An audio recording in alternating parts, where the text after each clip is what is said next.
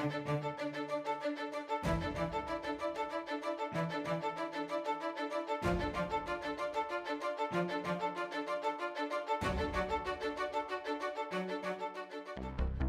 everyone. I'm Lorrie Goldstein of Sun Media, and I'm here today with Sun Media's esteemed columnist from out west, Lorne Gunter. And Lorne, there's so much going on in the world today, we can barely keep up. But one of the things that's about to happen is that Justin Trudeau is about to raise his carbon tax by 25% on April 1st from 8.8 cents per liter to 11 cents per liter.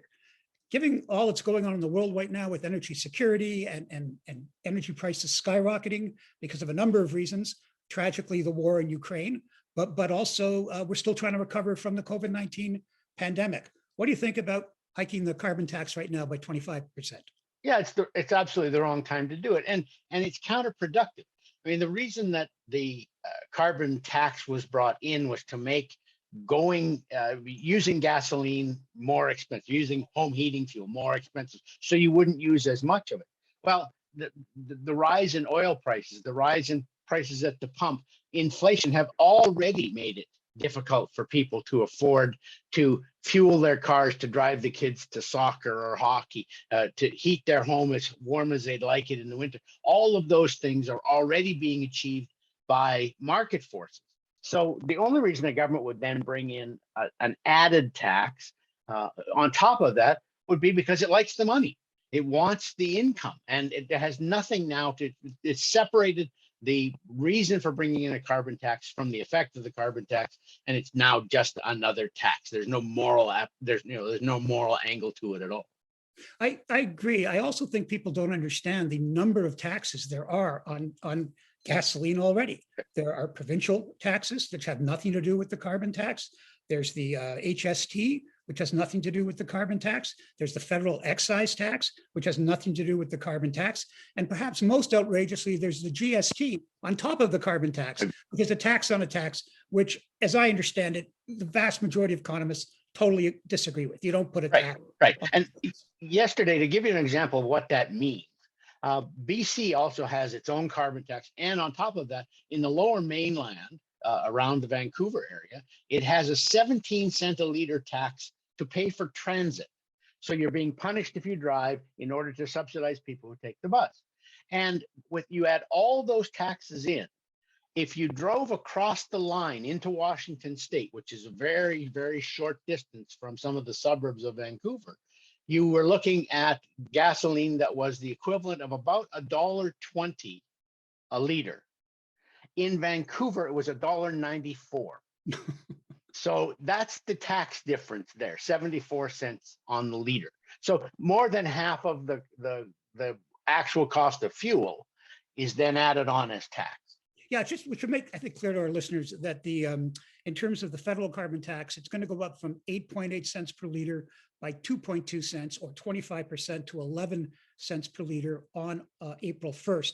When that tax is fully in place, if Justin Trudeau or the Liberals, I guess, are still in power, it will be, in today's dollars in 2030, 34.7 cents. That's for the carbon tax alone. So we are talking about big dollars in addition to all the other taxes on gasoline, which, Lorne, you're absolutely right. Those are carbon taxes, all those other. Of course. But also, like every other revenue stream, governments get addicted to the cash. It doesn't matter what the purpose of that tax initially was, to fund schools, to cut down carbon emissions, to do whatever. Eventually, governments just get addicted to the money. And that's really dangerous, because then it ceases to become a policy directive, and it becomes more of just a cash cow. I think also the Liberals sold this very deviously as that, well, we're going to have rebates and we're going to give all the money back to everybody. First of all, that's only in 4 provinces which have had the federal carbon tax imposed on them. Mm-hmm. Second of all, like already the parliamentary budget officer, the independent nonpartisan officer, says, well, no, actually only about 60%, like about 40% of the households in Ontario are now paying more. Also, it doesn't cover the indirect cost of carbon taxes. They always talk about natural gas and gasoline, but when you raise the price of fossil fuel energy, everything goes up because everything uses fossil fuel energy. Yeah. Also, the federal taxes, the GST and HST, are eroding that difference. So, and also, how can anybody possibly calculate their number? Because it's not based on how much carbon energy a family uses. It's based on family size. It's just insane. I did want to ask you one other thing.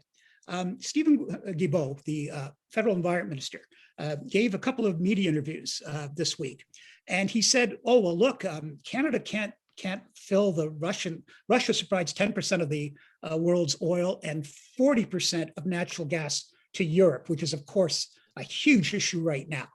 And so he said, "Well, look, Canada can't fill that gap.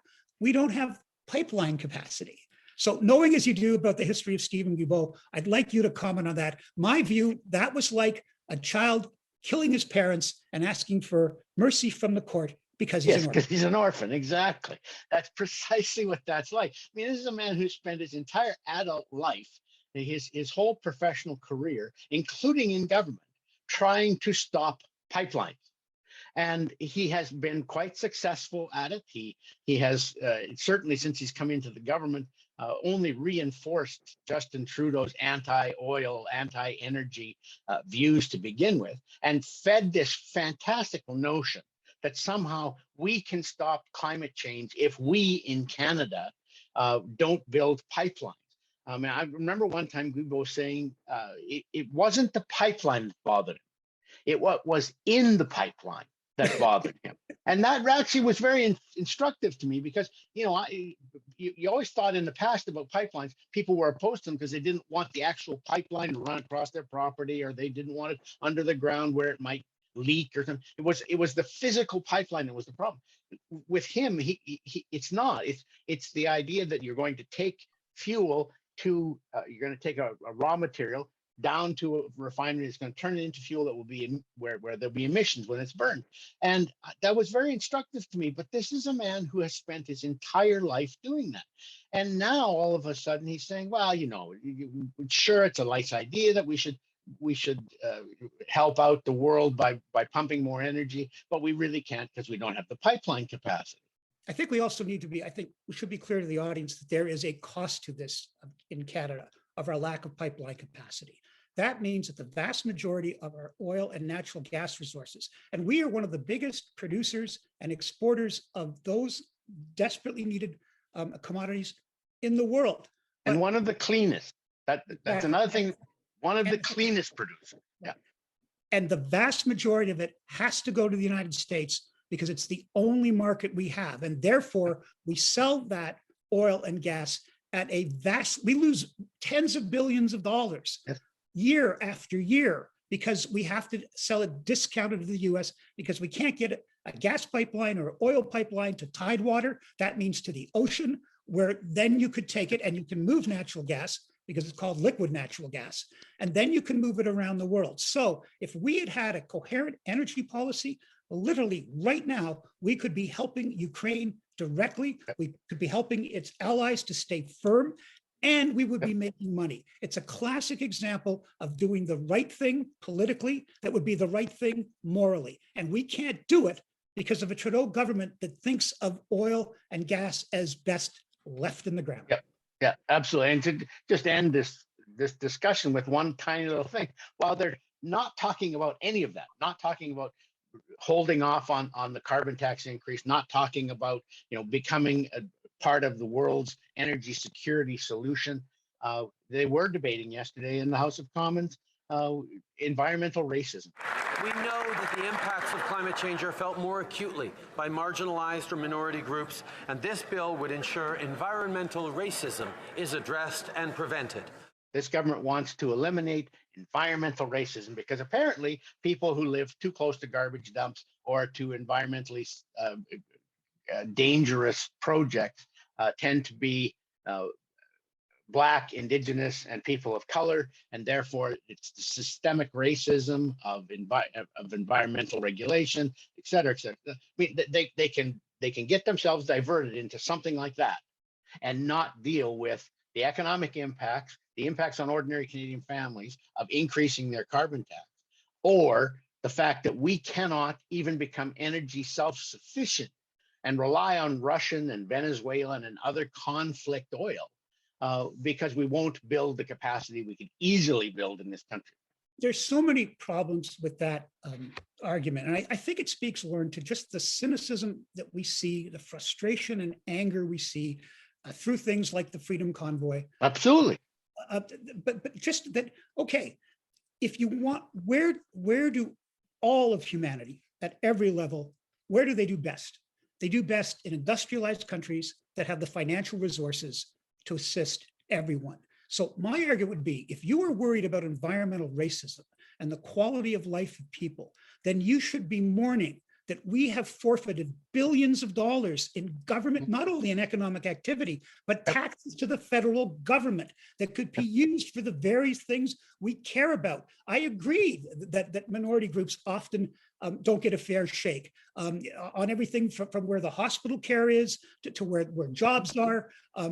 Absolutely. But we could take that revenue and fund those programs infinitely without going into further deficit if we just weren't giving up billions of dollars every year, because on the major issue of our time, which is energy security, the Trudeau government has gone precisely in the wrong direction. Absolutely.